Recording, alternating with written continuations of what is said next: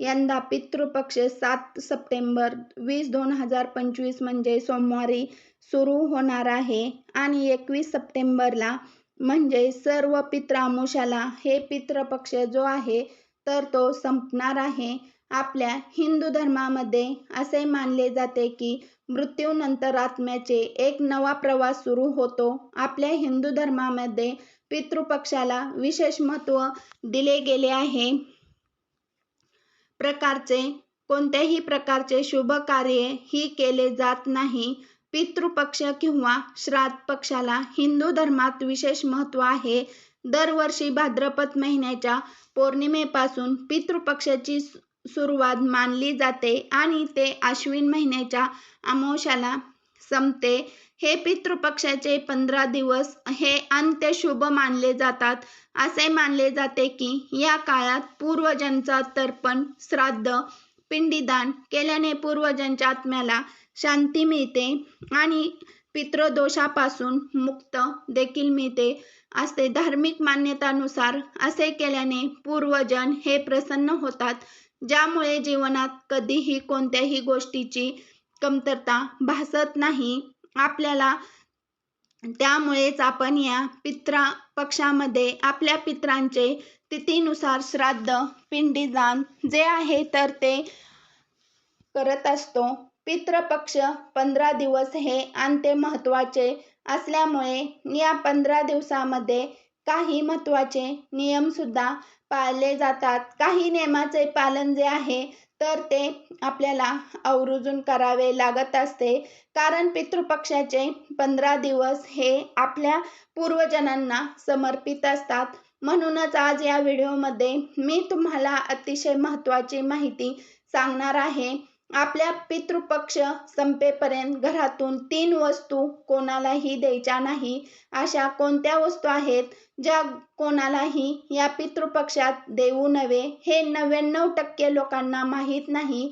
जर आपण या काळात नकळत 3 वस्तू जर पितृपक्षामध्ये इतरांना दिल्या तर आपल्या घरातील लक्ष्मी साथ सोडून जाते.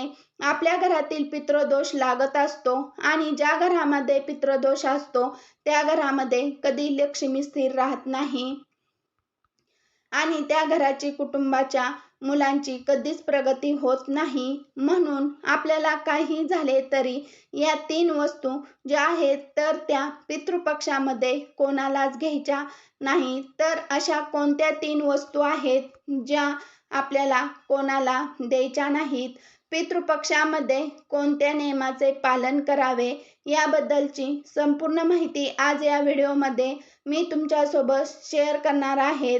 त्यामुळे तुम्ही हा व्हिडिओ स्किप न करता शेवटपर्यंत नक्की बघा. आपल्या हिंदू धर्मामध्ये पूर्वजन देवतासारखे मानले जाते, म्हणून त्यांना आनंदी ठेवणे हे खूप महत्त्वाचे आहे. धार्मिक श्रद्धेनुसार जर पूर्वजन आनंदी असतील तर जीवनात समृद्धी, सुख, संपत्ती येते. जर पूर्वजन नाराज असेल तर त्या व्यक्तीचे जीवन हे अडचणी नेहमी भरलेले असते. त्या व्यक्तीच्या जीवनात सतत संकट, अडचणी, अडथळे येत असतात. म्हणून पितृपक्षात दररोज तर्पण करावे. परंतु ज्याचे पालन जिवंत आहेत त्यांना तर्पणाचा नियम अजिबात लागू होत नाही. ज्याचे पालन जिवंत आहे त्यांनी दररोज सकाळी सूर्यदेवाला जल अर्पण करावे. त्यांच्या पूर्वजन आणि आवडत्या देवतेचे नामस्मरण, ध्यान करावे. जर आई वडील हयात नसतील किंवा दोघांपैकी एक हयात नसेल म्हणजे जिवंत नसेल तर त्यांनी पितृपक्षात दररोज दक्षिणेकडे तोंड करून दर्पण घ्यावे. दर्पण नेहमी पाण्यात दूध, तीळ मिसळून घ्यायचे आहेत. जे काळे तीळ असतात तर ते घालून तुम्हाला दक्षिणेकडे तोंड करून दर्पण घ्यायचे आहे. या पितृपक्षामध्ये आपले पूर्वजन जे असतात ते मृत्यूलोकातून पृथ्वीवरती येत असतात आणि ते कोणत्या ना कोणत्या रूपामध्ये आपल्या आजूबाजूला असतात. म्हणून या पितृपक्षामध्ये दररोज पहिली भाकरी जी आहे तर ती गाईला खाऊ घाला. असे केल्याने देवी देवताचा आशीर्वादही मिळत असतो. शास्त्रामध्ये असे म्हटले आहे की पितृपक्षात पूर्ण भक्तीने गाईला चारा किंवा चपाती खाऊ घातली तर श्राद्ध कर्माचे पूर्ण फळ प्राप्त होते. पितृ जे आहे तर ते संतुष्ट होऊन आपल्याला सुखी संसाराचा आशीर्वाद देत असतात. पितृपक्षामध्ये दररोज सकाळी आणि संध्याकाळी दक्षिणेकडे तोंड करून पूर्वजनाच्या नावाने एक दिवाही आवर्जून लावावा. कारण दक्षिण दिशा जी असते तर ती पूर्वजनेची दिशा मानली जाते. आपले पूर्वजन हे पितृपक्षात दक्षिणेकडून पृथ्वीवर त्यांच्या नातेवाईकाकडे येत असतात. ज्या दिवशी पूर्वजनाचे श्राद्ध सोहळा केला जातो त्या दिवशी दक्षिणेकडे तोंड करून पूर्वजनाला आवाहन केले जाते.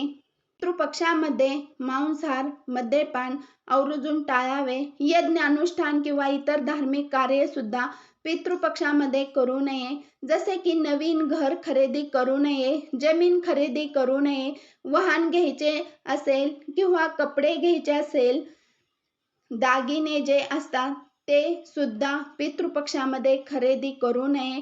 बऱ्याच वेळा पितृपक्षामध्ये सोन्याचा भावही कमी होतात.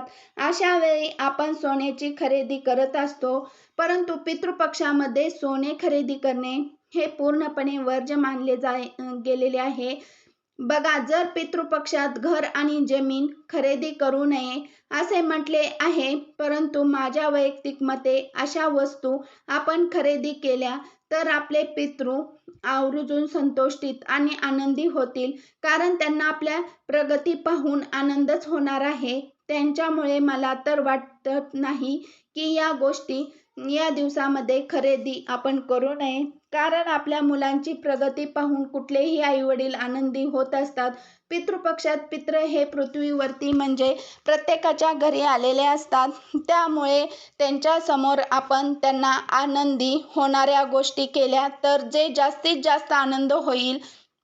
मला तर वाटत नाही ते आनंदी असल्यावर आपली प्रगती ही कमी होईल. कारण ते आनंद असल्यावर आपली प्रगती ही जास्तच होणार आहे.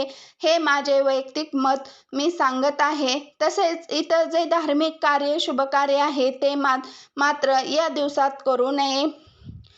तसेच पितृपक्षामध्ये दाढी, केस कापणे आवर्जून टाळावे. राग करू नये. तसेच नकारात्मक भावना ज्या आहेत तर त्या सुद्धा आपल्याला मनामध्ये अजिबात आणायच्या नाही. कांदा, लसूण याचा वापर सुद्धा करू नये. जर आपण पितृपक्षामध्ये कांदा आणि लसूण जर सेवन केल्या, आपल्याला राग जो आहे तर तो वाढत असतो. आपल्या रागावर नियंत्रण राहत नाही. आपल्या हातून काहीतरी चूक होत असतात. म्हणून असे म्हटले जाते की पितृपक्षामध्ये कांदा आणि लसूण हा पूर्णपणे वर्ज्य ठेवावे.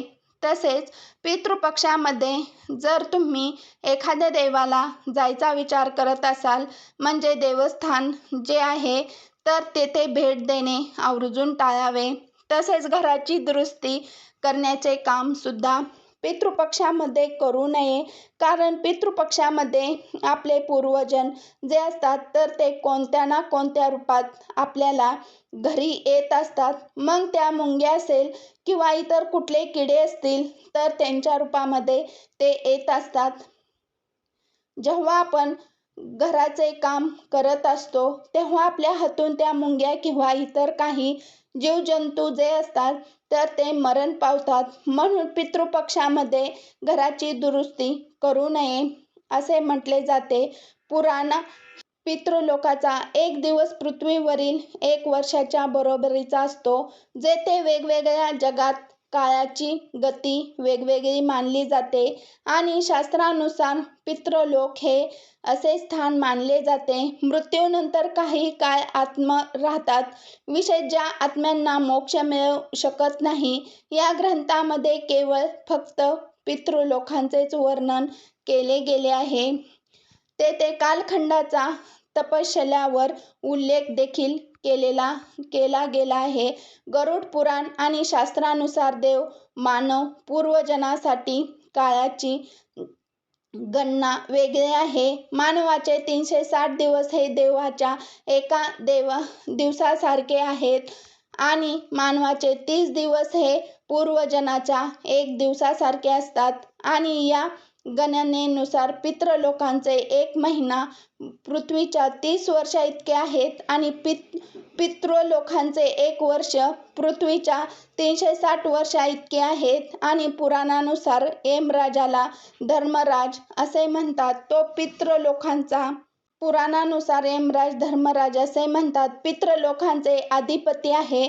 मृत्यूनंतर आत्म्याचा न्याय करणे आणि त्यांना स्वर्ग, नरक किंवा पूर्वजन्माचा मार्ग दाखवणे यमराजाचे काम असते. शास्त्रामध्ये म्हटले आहे की आत्मा पितृलोकातून पूर्व जन्मासाठी पृथ्वीवरती येत असतो. म्हणून जर आपण पूर्वजन्मासाठी श्राद्ध, पिंडीदान किंवा काही धार्मिक विधी तर आपल्या पूर्वजांना पुनर्जन्म प्राप्त होतो. आपल्या पूर्वजांच्या आत्म्याला शांती मिळते असते आणि आपले पूर्वजन हे आपल्याला भरभरून आशीर्वाद देत असतात. आणि म्हणून पितृपक्षामध्ये आपल्या पूर्वजनाच्या तिथीनुसार श्राद्ध, पिंडीदान जे आहे तर ते केले जाते. या पितृपक्षामध्ये कोणत्या नियमाचे पालन करावे तर पहा, पितृपक्षामध्ये आपले जे पूर्वजन असतात त्यांच्याबद्दल वाईट बोलू नये. आपल्या पूर्वजांबद्दल आपण काहीतरी वाईट गोष्टी बोलत असतो कारण त्या काळामध्ये काहीतरी अशा गोष्टी घडलेल्या असतात आणि म्हणून काहीतरी वाईट बोलत असतो. परंतु पितृपक्षामध्ये आपल्याला पूर्वजांबद्दल कोणत्याही वाईट गोष्टी ज्या आहेत तर त्या बोलू नये. तसेच या पितृपक्षात दिवसामध्ये कांदा, लसूण, मांसाहार, मद्य इत्यादीचे सेवन अजिबात करू नये. तसेच घरातील वडीलधाऱ्या आणि पूर्वजांचा अपमान करू नये. त्याचबरोबर पितृपक्षामध्ये शुभ कार्य, मंडन, लग्न, गृहप्रवेश, नामकरण इत्यादी धार्मिक विधी सुद्धा करू नये. पितृपक्षाच्या काळात अशुभ गोष्टी ज्या आहेत तर त्या आवर्जून टाळाव्यात. या पितृपक्षामध्ये काही लोक नवीन कपडे खरेदी करतात, परंतु या पितृपक्षामध्ये नवीन कपडे परिधान करणे किंवा खरेदी करणे अशुभ मानले जाते. त्याचबरोबर पितृपक्षामध्ये चुकूनही झाडू खरेदी करू नका. जर आपण झाडू खरेदी केली तर धनहानी होऊ शकते. आपल्या घरातील लक्ष्मी हे नष्ट होते. घरात गरिबी, दरिद्रता येत असते. म्हणून पितृपक्षामध्ये चुकूनही झाडूची खरेदी तर करू नये. त्याचबरोबर पितृपक्षामध्ये चुकूनही मोहरीचे तेल जे आहे तर ते सुद्धा खरेदी करू नये. मोहरीचे तेल हे शनी ग्रहाचे प्रतीक मानले जाते. जर आपण पितृपक्षामध्ये मोहरीचे तेल खरेदी केले तर शनीचा अशुभ प्रभाव जो आहे तर तो आपल्यावरती पडत असतो. यामुळे आपल्या घरातील जीवनातील कटकट होऊ लागतात. तसेच पितृपक्षामध्ये शिळे अन्न खाऊ नये. या व्यतिरिक्त चणे, मसुरी डाळ, साग, सातू, जिरी, मुळी, त्याचबरोबर काळे मीठ, काकडी, दुधी भोपळा याचे सेवन देखील आवर्जून टाळावे. त्याचबरोबर पितृपक्षाची समाप्ती होईपर्यंत तुम्हाला तुमच्या घरातील 3 वस्तू ज्या आहेत तर त्या अजिबात कोणाला द्यायच्या नाहीत. ती व्यक्ती तुमच्या कितीही जवळची असेल तरी सुद्धा ज्या वस्तू आहेत तर त्या तुम्हाला अजिबात कोणाला द्यायच्या नाहीत. त्याच्यामध्ये सर्वात पहिली आणि महत्त्वाची वस्तू ते म्हणजे उसने पैसे. तर पितृपक्षामध्ये कधीही कोणाला उसने पैसे देऊ नका किंवा कोणाकडूनही उसने सुद्धा तुम्ही घ्यायचे नाहीत किंवा कर्ज देखील तुम्हाला पितृपक्षामध्ये घ्यायचे नाही.